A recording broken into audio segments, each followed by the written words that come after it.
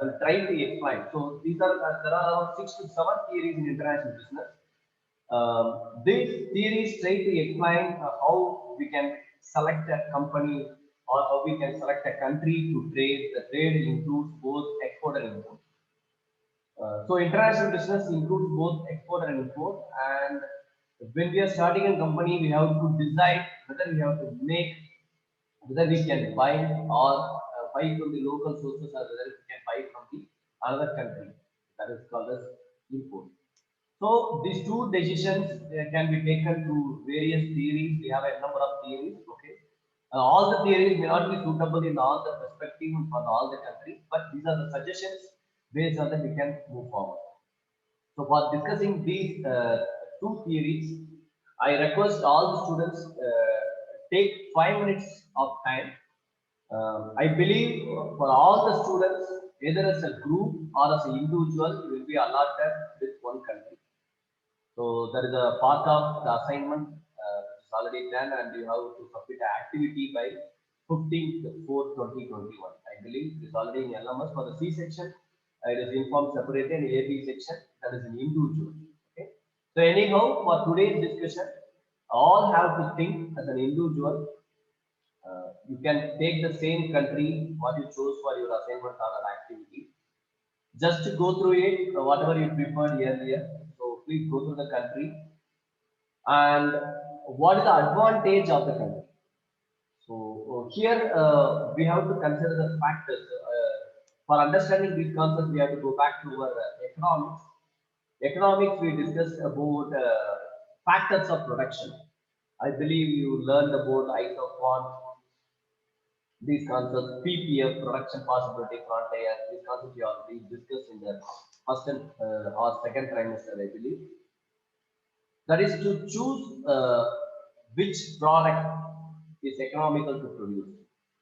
Or when we are producing a product, we should have a factors of production. Okay, normally in the management we call the factors of production as land, labor, capital, and entrepreneurship.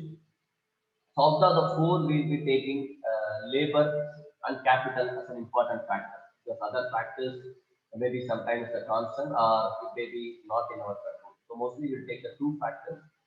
So you can also focus on the two factors, or you can find out what are the other advantage factors that your country specific is having. So today we are not going to discuss about any company, even if we are assigned some companies for the assignments. Today, all individuals please choose a country and try to find out their positive factors for the particular country. So what is the positive factor means? If we have more resources, so what are the resources we have to browse through? What are the resources?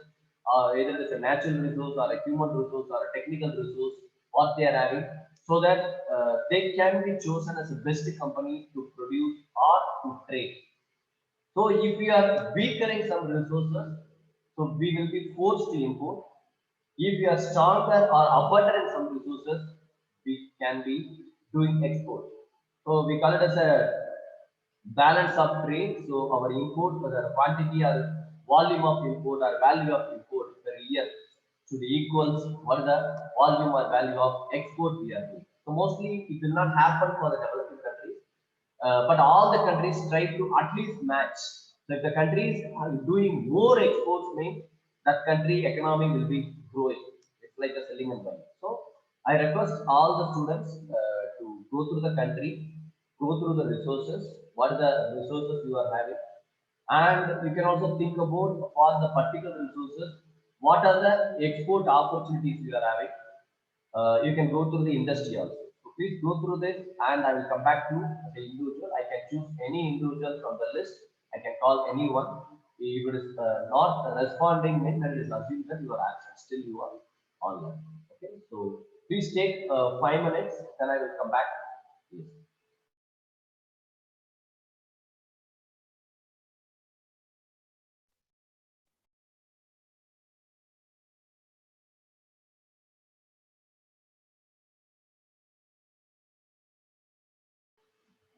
Yes. So the time is over. So we have around 7 Trade theories, how our international business evolved. We study about how the international business, how the trading can be evolved. So we have around 7 theories. First one is mercantilism, absolute advantage, comparative advantage, factory proportion theory, international product life cycle theory, new trade theory, and Porter's diamond model. So today we are going to discuss about the comparative advantage. So first I will brief the theory a little bit, and we'll move on to the discussion. Okay, so this comparative advantage theory is contributed by David Ricardo in 1870. So these theories also can be called as evolution of international business concepts. So when we start with the partner system, then we are moving to the export. So that scenario happens. So all the theories go by step by step. Each theory has its own advantages and criticism. So in the exam, you should be able to compare the concepts of the theories, and you should be able to list down what are the advantage, what are the components included in the theory, and what is stated, and how it is having advantage and disadvantage over another theory. So there may be some comparative questions may also arise in the exam. So, with respect to the comparative advantage, here it is simply we can say it's a comparison between two different countries. So, here in the diagram it is mentioned as A and B. As I said already, so we should remember some few words with respect to the business. Competitive advantage, absolute advantage, comparative advantage, core competence. These are some words. So we will be leaving out the core competence. Core competence means only that country is having that resources. So other countries cannot produce that. So that it can be called as a core competence. Companies may have a core competence because company may have a patented or a trademark which cannot be duplicated by others. But in terms of international business nowadays, we cannot say that only one country can do this product or service after the globalization. So we can say it is a competitive advantage we can see or comparative advantage we can see. So whenever we go for trading, either export or import to some other country, we have to discuss about the two words, what is called as resources and productivity. So resources includes all the resources, includes the natural resources or a technology or a capital or a manpower, etc. So how much resources are available with a particular country and how productive they are. So for example, we will take India. India is always set as a very good or great market in the world. It is having a lot of resources. We can say it is abundant resources, the maximum of business. But in terms of productivity, uh, we cannot be in the top list. So we have resources, we have water, we have agricultural land, we have people, we are able to cope up with the technology, but how productively we are using it? That's the question. There are some other countries which are the developing countries which may not have enough natural resources as like our India. Like we can take a small country, Japan. Japan may not be a vast, may not be having a vast infrastructure as like India is having, or US is having, or China is having. Their population is also comparatively less than us, but the productivity from Japan is very high. So we should know the difference. It's not only the factors, but also how productive it is. So we have to understand productivity includes effectiveness and efficiency, how possibly they are able to utilize the resources to come for the output. So efficiency of resource utilization only leads to more productivity. So the comparative advantage is that when we want to go for an international business, assumption we are in India. Okay, so when we are going for a business, international business, we have to decide the two important decisions: can we go for importing or can we go for exporting with respect to some raw materials or finished goods? It always said that when we go for importing, it is the word called as relatively scarce resources or scarce factors. As we already discussed, we have factors of production or factors of service. These are the elements like land, labor, capital, and technology. So when we have scarce or no resources or no raw materials to produce a particular product or serve a particular purpose. then we are compelled to go for import. Another side, we have a relatively abundant factors. We have very good manpower, we have very good technology, we have other resources in abundant.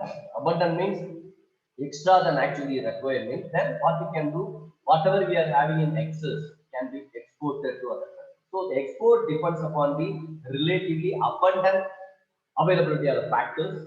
Factors we have to decide according to the company, according to the system. Now we are for the theory we are taking as a general term. Okay, when we are forced to go for import, that means that we are scarce in some resources. So this theory comparative advantage says that so we have to compare with two different countries. We have to compare the two different countries. Which country is having resources, and among the countries whether they are able to have a productivity of the resources. Okay? That is called as comparative advantage. So comparative advantage is economic stability. Here the word economy means country. It's not economics, it's not economy. Economy, in economy, here the term as a country ability to produce a particular good or service at a lower opportunity cost than its trading partner. Trading partner means, for example, I am exporting or importing. You are a person who are exporting or importing. To me, we may call that a partner or business partner. So here we are using another term called the opportunity cost. This is also economic concept which might be discussed in production possibility context. The production possibility frontier we might discuss is the two important words, whether we can spend for butter or whether we can spend for gun. That is actually the meaning is whether the country can invest for feeding the public with food or it has to be focused on the defense. So still there is a long debate for India. India is spending more amount of money for defense to spending more money to defense forces, more money in, for satellites, etc. But they are not focusing on the rural people. This is a long debate, which is right, which is wrong. Only after the very huge discussion, we can come to the conclusion. It's a never-ending discussion. So, what is the opportunity cost? For example, we take whether I can focus on the defense. So, for example, I have 1 crore as a country. I have 1 crore. The total budget. I have only two options. Okay, I have two options. Can I spend for people feeding the people with the food, or can I spend for the technological development for the defense? So can I go for 50-50 percentage, or can I go for 70 percentage for the defense because nearby I have a lot of threat from China and other Pakistan nearby neighborhood countries. So I have to spend more money on defense. First, I have to safeguard my country. I have to maintain the border. So I can spend 70 percentage for security purpose, 30 percentage of the budget, the 30 lakhs to for the development of the country or development of the people, to feed the people, to take care of the can take care of the food. This is one combination. That means that if I am spending 50-50, earlier I am spending 50-50, now I am increasing 20% with defense needs. The 20% is a loss. The budget I have to lose, or budget I have to sacrifice, which which has to be taken care of. So if I want to take advantage of one category, I have to take or I have to sacrifice the benefits of the other category. That is called as opportunity cost. So when I want to produce a gun, I have to sacrifice the production cost of food or in vice versa. So when we are going for comparative advantage, what is the opportunity cost? So what I actually require, whether I am looking for a gun or I am looking for butter. So which country is able to give more butter if I am looking for a butter at a cheaper rate, or faster rate, or quality rate? So we have to compare it. And the theory of comparative advantage is opportunity as a factor choosing between different options for production. Here comes the different options. Options means again I said the factors of production. We are going to discuss the factors of production. Okay. So this comparative advantage is a simple theory. So before deciding import or export, we have to consider what is the availability of labor, what is the availability of capital, what is the availability of raw material, what is the availability of other resources in the two countries, and how much they are productive in making this raw material, making the factors the finished goods, or can I get the raw material I can produce? So whether they are good in supplying the raw material or whether they are very good in production. So nowadays, after the globalization, as a company from India, I may start an automobile company. I may not be having the raw material, but I can get a raw material from China. I can have a production plant in Germany because they have so much technology. So I can have a production, the major production in Germany. And I can move to another country where there is a cheap labor for assembly. And I can sell the product in UK or some other country. So because of globalization, even the production process can be done in different countries. Now, so now we are taking two principles. We have to compare which country is good for raw material, which country is good for infrastructure in making the product, which country is good for assembly, and which country is good for selling the product. So this is called as comparative advantage. But with respect to this theory, we mostly focus on the production because these are very old theories. They are not emphasized more on selling and marketing because these are the stages during the World War One or World War Two. At the time, the marketing or the service companies are not involved because already we are in shortage of goods. So whatever we are able to produce at a cheaper cost, that will be sold. So here they are not discussing about marketing of products. So here is more emphasis on production.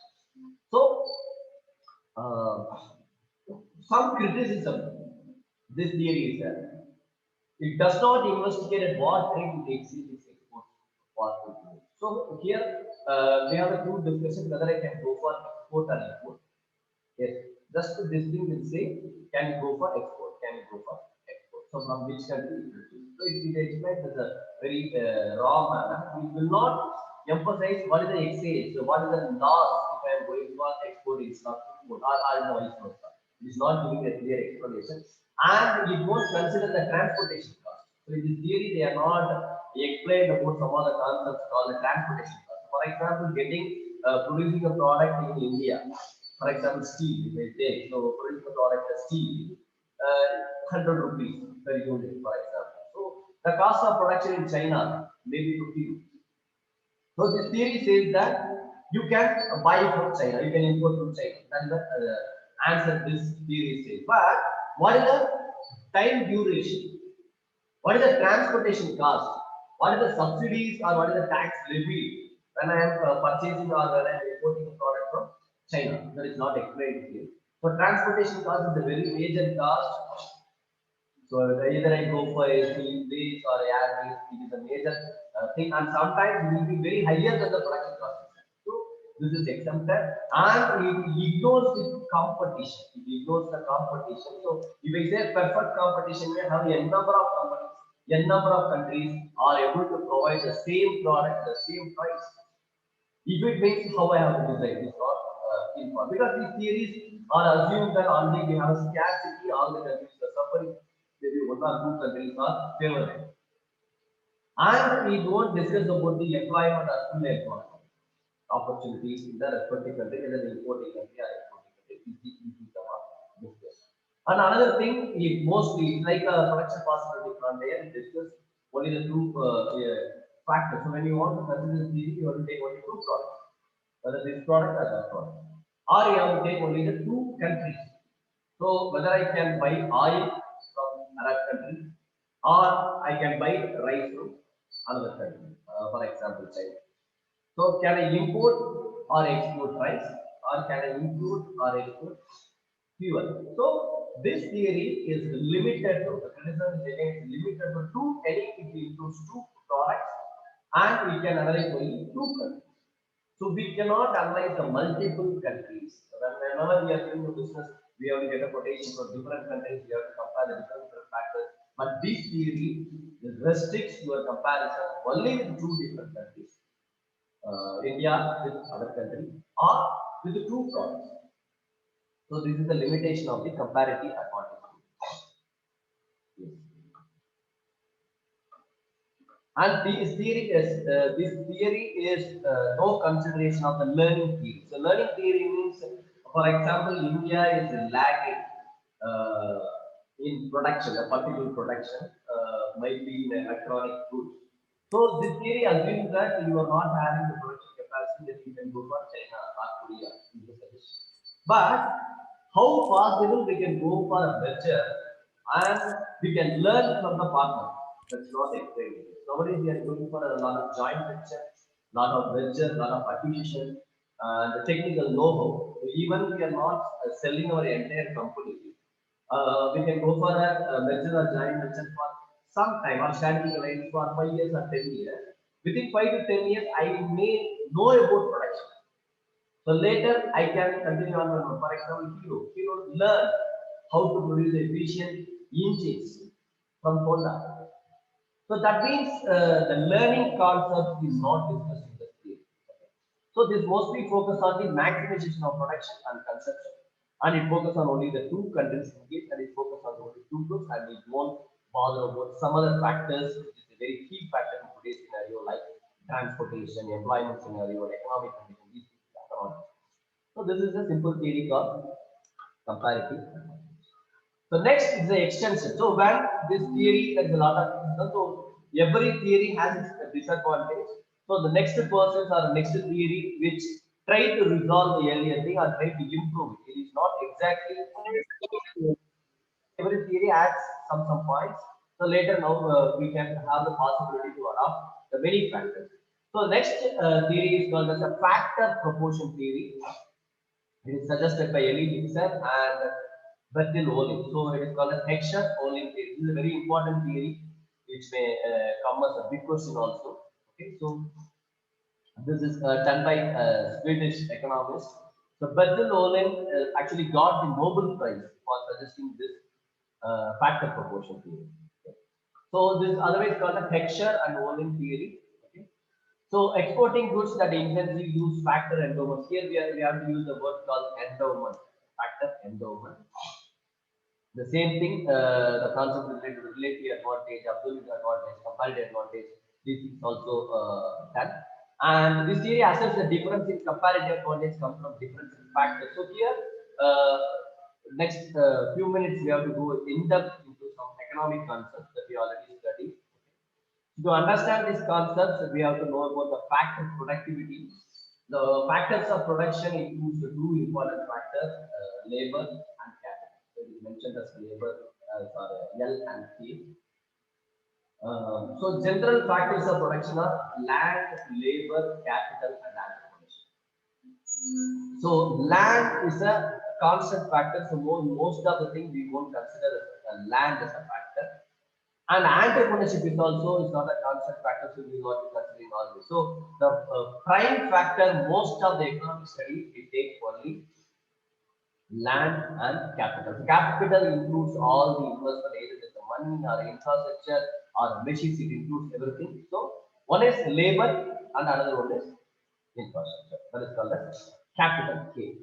So whenever we want to decide which country to choose, or can I go for production, or can I go for importing the goods, or can I go for exporting the goods? So we have to consider two factors: labor abundance or capital. So earlier we discussed about many resources. So the factor proportion theory, out of the four factors, this theory focuses on only the two factors. So you have to think for your business, your country is having enough labor or not.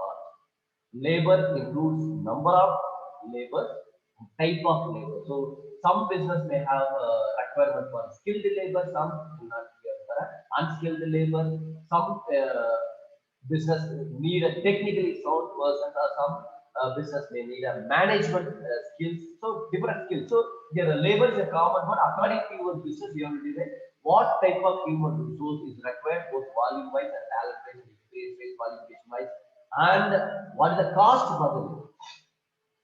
So one is labor, availability of the labor. Number one, that is the number of labor. For example, we take China and India, they have a labor availability. The next question, how much skill they are having with respect to the particular. Next question, only not only the labor, not only the count. How much skill they are having with respect to the business. So labor available, number of labor, having required skill, at the same time, they are ready to work for more time, efficiently, with lesser salary. It's all factors are considered as labor abundance. The country which has enough labor, skilled labor, qualified labor with economic or cheap cost. They are called as labor abundance. So we have to consider labor abundant or capital abundant. What are the other infrastructure? What is the investment you have? How much technology you have? Everything is called capital. Okay. So first we have to consider for a business. So here it is mentioned as foreign is labor abundant. So we can consider the foreign is labor abundant means I can go for another country because there the labor is abundant. So I can have the production because the labor expense is very high. And another thing, labor cannot be moved. It's very easy, very costly. Okay, raw materials can be easily imported and exported anytime, but labor cannot be easily imported and exported. So we always try to find out a place where we are at a cheap qualified labor. So mostly go for a foreign country, it is at a cheap labor. That's called labor abundant. If your home is capital abundant, that's the next question. So whether you have enough capital to do enough infrastructure, enough road facilities, enough technology, is all called as the capital. So these two technical words, labor abundant or capital abundant, you have to use it to go for. So this is a little bit like a formula. Okay, so here also we have a restriction. The factor proportion theory says that we can compare only two countries. We have to have a choice of two countries. Here it is mentioned as country A and country B, two countries. And we have the option to decide which are the products. Here again we have a two constraints, two products, product X and product Y. And we are considering for two factors alone, that is one is capital and capital. So when we want to decide, can I go for export or what are the products we can go for import? So we have two things. Okay, which product has to be exported, which product has to be imported. Number two, from which country I have to import, to which country I have to export. Third one, which factor I have to consider? Can I have to consider the capital factor? Can I have to consider the labor factor? So these three combinations I have to decide which is a capital abundant country, which is a labor abundant country, and which is a cash country. So, for example, here I mentioned the formula like KA by LA.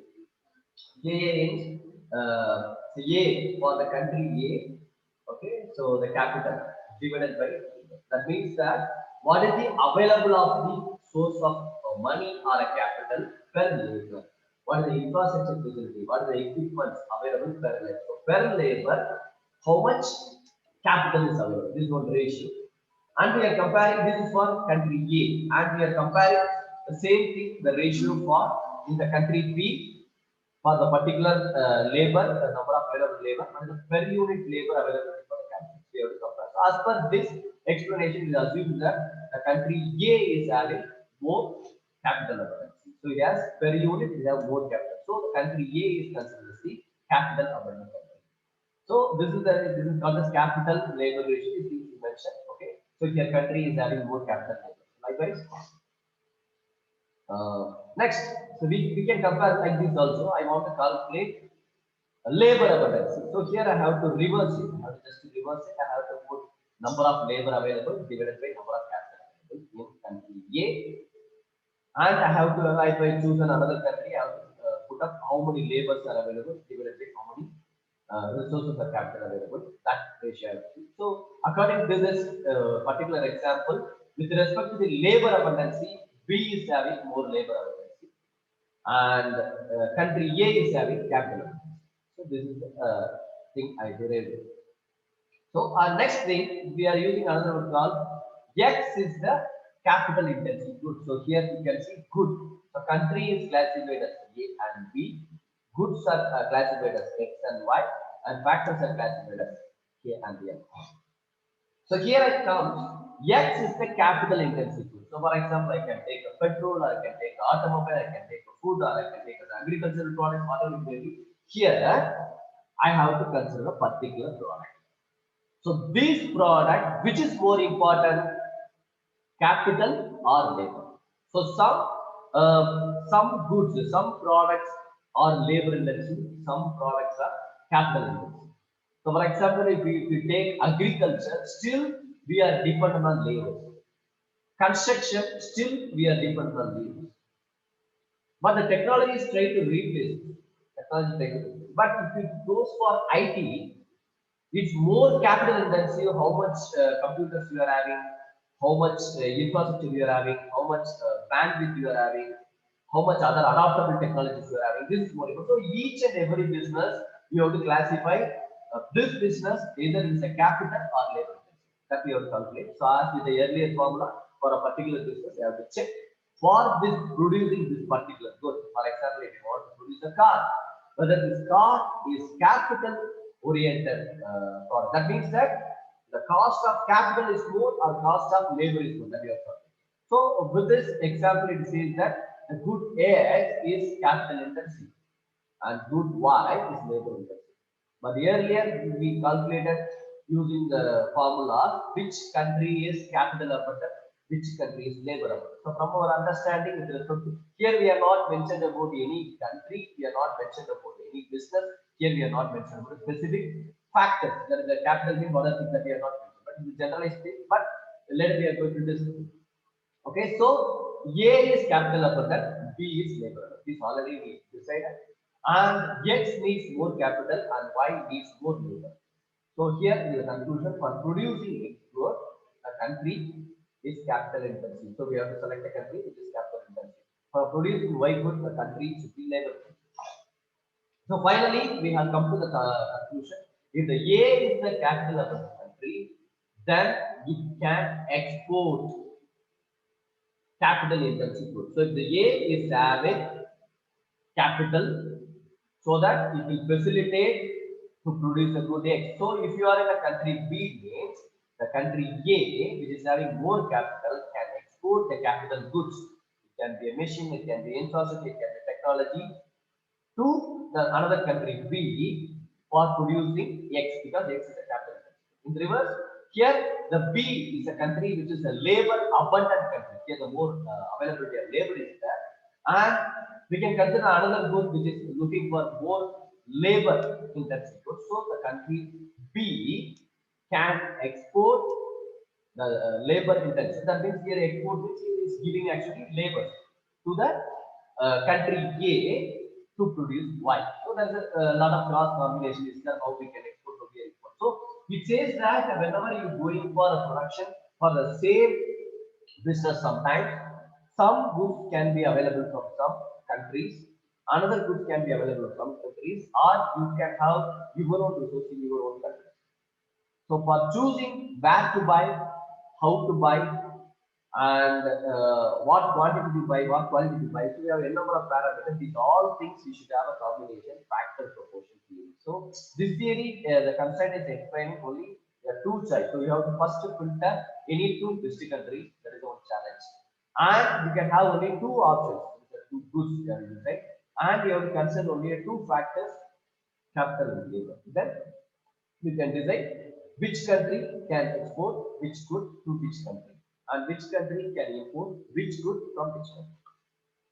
So here the import is decided when a country is relatively scarce in the factor. So either we have to see whether we need a labor or K. If we have scarce in resources, then we can go for import. And export when a country is relatively abundant in specific factor, either the labor or K, can go for export. Okay, so the factor proportion trade theory is good that countries produce and export those goods that requires resources. So here the import and export is decided by two factors with respect to the two countries, with respect to the two goods. So this is called as factor proportion trade theory. For doing a trade, we have to consider two factors, capital and labor, proportionately to decide whether I can go for exporting and importing. So this is the understanding from this theory. So now I will open the forum for discussion. Sir, I'm not ready for the presentation. Sorry. Yes, yes. Sir, I'm not ready for the presentation. What's your country? Bhutan. Okay, so please tell about the country Bhutan.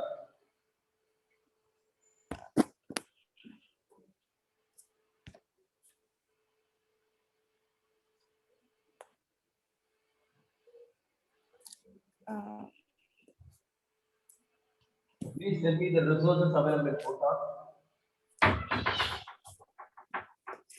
Bhutan. About the economy, sir. Yes, please tell about the country first, Bhutan. Okay, Bhutan is one of the world's smallest and least developed countries. Um, they are mainly depend. They mainly depend on agriculture, like farming and all. Okay. Then it is like their areas are full of built of sorry their entire areas is full of like mountain areas, and their population is 7,54,394, like that, something like that. Can you please tell me about what are the major importing goods and major exporting goods in Bhutan?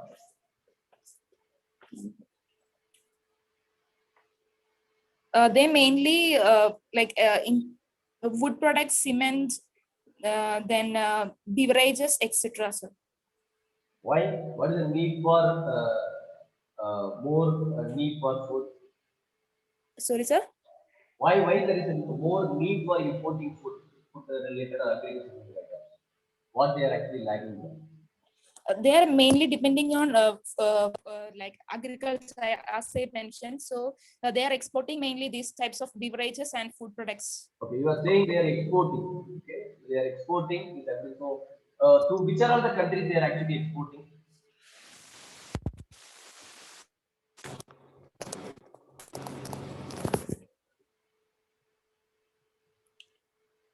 Sorry, sir. In between, I lost the connection. I didn't hear you. Which are all the countries they are actually exporting? You said Bhutan. They are having more resources with respect to the agriculture because they are focused on agriculture. So they are exporting agriculture and beverage related goods. That's fine. Which are all the top Okay, countries sir. they are exporting? And the receiving end. They mainly export to uh,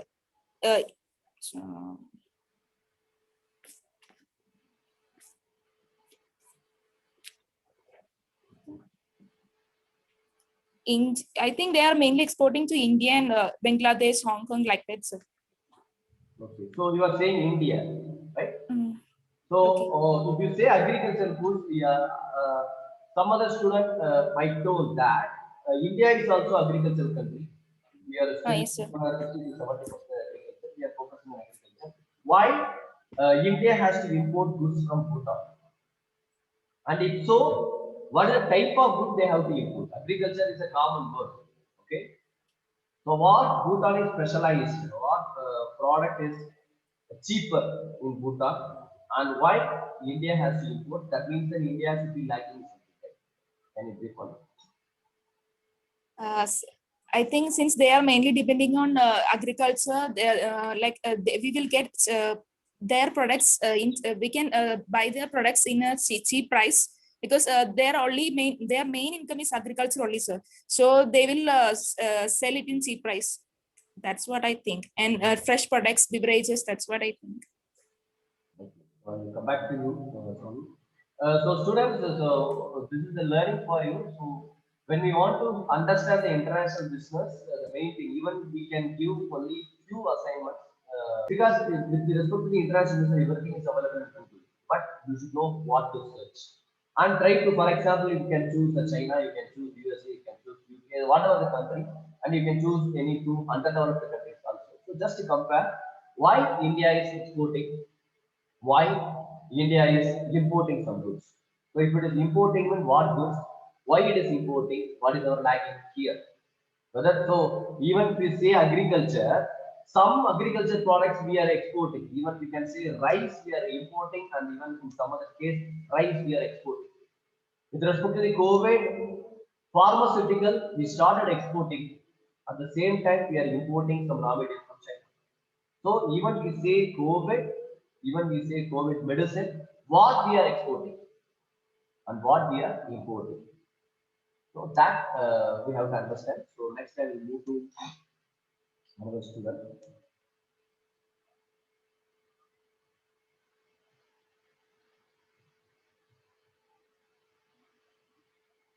Yes, this one. Question number 6-2. Lisbon, Tommy.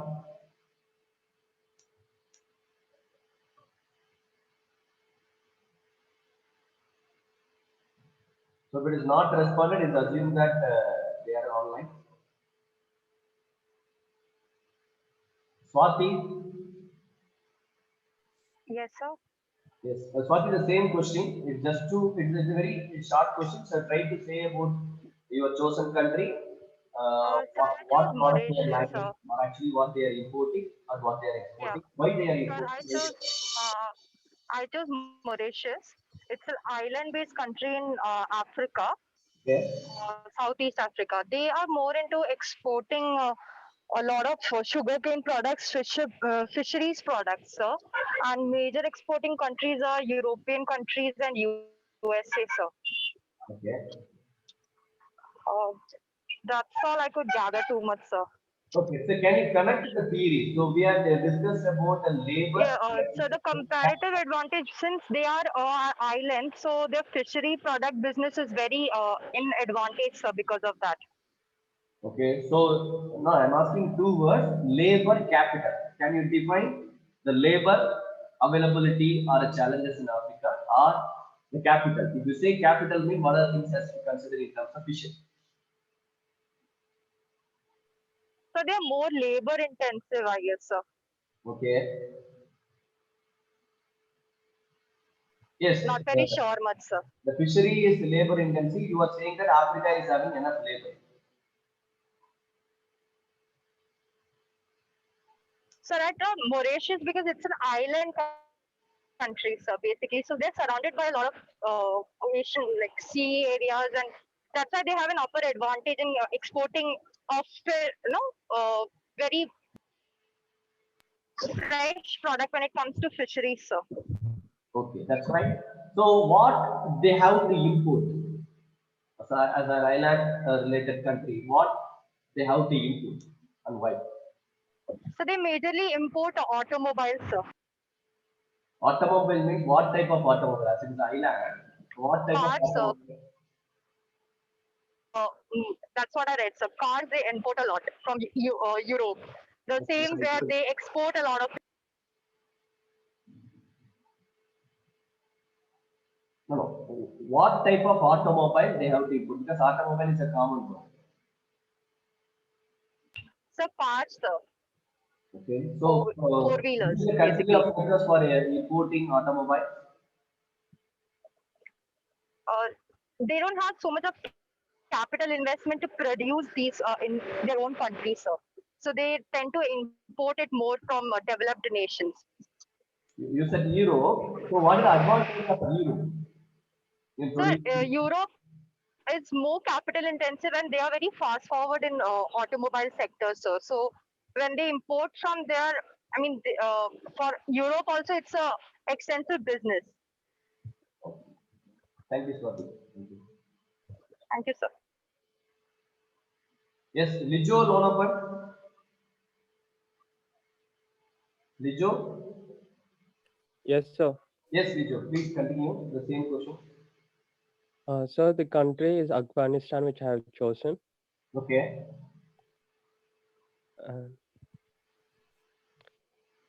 The main commodities what they export is fruits like nuts and agriculture products in the form of textiles like wool, cottons. Okay. So when it comes to importing, they import machineries, petroleum products, food, uh, then capital goods. Okay. So, Lijo, there's a general question I'm asking. Why there's a lot of issues happen in Afghanistan? So, why the country is more focused before 5 years, especially US? So what they actually want to extract from the Afghanistan? It's actually Yes. it is because of the military forces in Afghanistan Okay. and plus the unexplored petroleum and coal in the country. So it Okay. is highly resource in petroleum. Okay. Okay. So, this is also we have to consider, friends. So, in the case of Afghanistan, we don't know exactly what the political situation happened at that time, but the US complained that Afghanistan is having a lot of terrorism issues. So here comes our legal environment. Here comes the political environment. So the Afghanistan is unable to take care of their own country. So other countries invaded. Some other countries say that I want to support Afghanistan. Some country they want to occupy Afghanistan. So because of many reasons, but some economists says that actually US wants to conquer Afghanistan, have control over Afghanistan, to have a control over the crude oil there. And we don't know exactly what is the percentage of gain America is going to get, or whether it wants to avoid Afghanistan to export the petroleum products to other countries, indirectly avoiding the developing countries to go against America. So that's also the situation. So we have to combine different environments. So here, as the leader said, Afghanistan is major, maybe exporting many things, but it has a resource called the crude oil. But the facility for refining the crude oil is still lacking. So, for example, if you take India, India is not having that much petroleum mining, but the companies like Reliance have a well established for refining the petroleum products. So we might not be getting crude oil, but we can import crude oil from some other Arab countries. But we have very good labor intensity, and we have very good capital to refine. So we are well known for the finished products of petroleum, but we have a lack in raw materials like crude oil. So petroleum we are importing crude oil, but some cases we are refining it, we are exporting to some other small countries. That also we are concerned. Yes, thank you, Viju. So with this continuation, I will go back Thank you, to sir. the slides to brief few other examples which are available in the internet. You can also browse it. So here you can see some of the countries top exporters and importers. So these things are easily available from internet. But the only question you have to ask, for example, export European Union. It is from 2015 to 19 approximately. Why it is mentioned is from 2020 we cannot get an exact number of export and import is highly fluctuating because of COVID. So we take an assumption by 2019. So 2019 they calculate as a value with respect to the export and also the import. So you can see European Union export they are exporting, and import also they are high. And here you can see Russian Federation, United States of America, Australia, Saudi Arabia. These are the 10 exporters for fuels and mining products. Okay, so if you come here, you can see European Union. There are some products they are exporting, some products they are importing. With respect to the China, they are actually importing, and they have very less number of exporting. So here we have to understand, even it is the same product, even it is a fuel and mining, you can see the same countries can import some related products from the same industry, they can export. Even you can see India here. India is importing, but here we are not finding out India. So India is not that much exporting the top value with respect to the fuels and mining products. When it goes to iron and steel, you can see India is actually exporting, but the value is very less. Here again, the domination from European Union, and China is also leading, Japan is also leading, India is here. But it states that import, we can say again, it is dominated by European Union, but it's followed by United States of America and China. So here you can see European Union, China. Take European Union, China. So you both countries exporting some finished goods, and both countries are importing some finished goods. If you take India also is having some point with respect to exporting iron and steel, and it has 10 points with respect to the importing some points. So here, if you go very in depth into the iron and steel industry, what type of raw material or what type of goods they are actually importing, and what is the infrastructure facility, what is the labor facility we are having, which facilitates to export the product. Again, if you go in depth, we can identify India from what are the countries they are importing the iron and steel. We can have a separate discussion. And to which are the countries India is actually exporting, can have a separate discussion. This all is based on this theory, labor and the capital.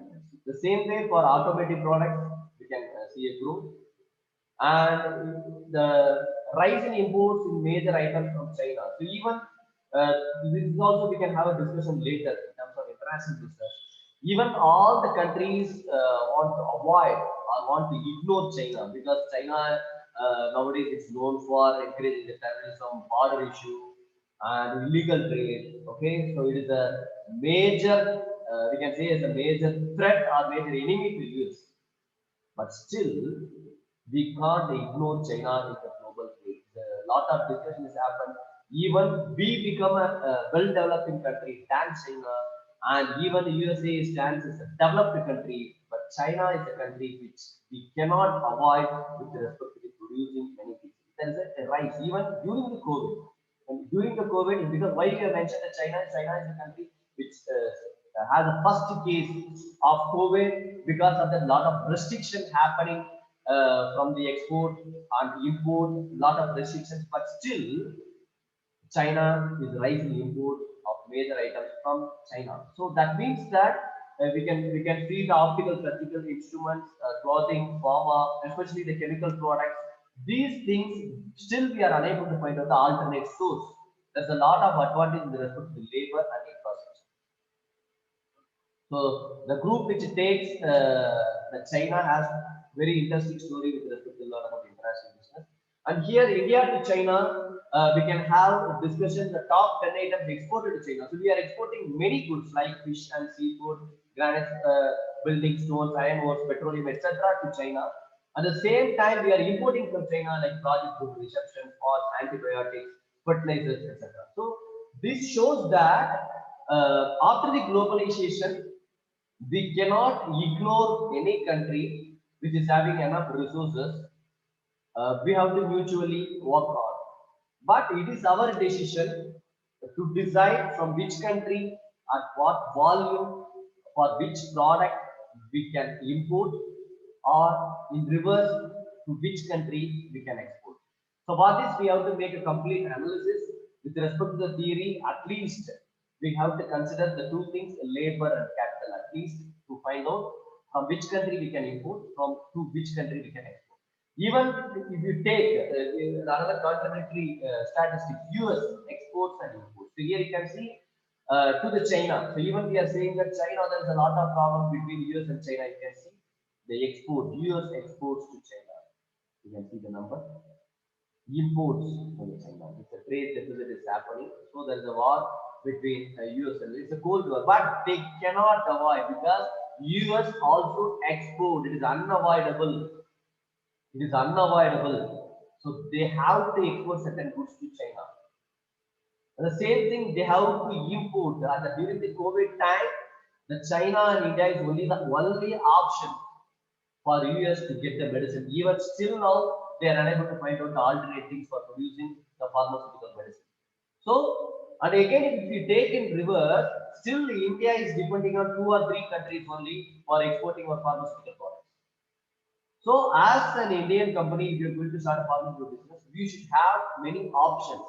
If something happened to China, if something happened to US, if some trade restriction happened, or if they grow in their own business, in their own production unit, what will happen to our business? So we cannot depend on only one country, or we cannot depend on 1 or 2 countries for both export and import. So we should make a complete analysis with respect to labor and with respect to our capital in each and every business with respect to the company. And only we can survive for longer period of times in interest. Okay. So with this, I can close another hour. We will continue the discussion. So today we discussed about 2 different theories. One is theory of comparative advantage. Here we are comparing 2 different countries with respect to both export and business. Little refined, little added. We added few components like 2 countries, 2 goods, 2 factors of production. There is the capital and labor. With this, how we can choose whether we can go for export or import. So with this, we will close the session. We will continue the next class. Thank you, students. Thank you. Thank you, sir. Thank you, sir. Thank you. Thank you, sir. Thank you, sir.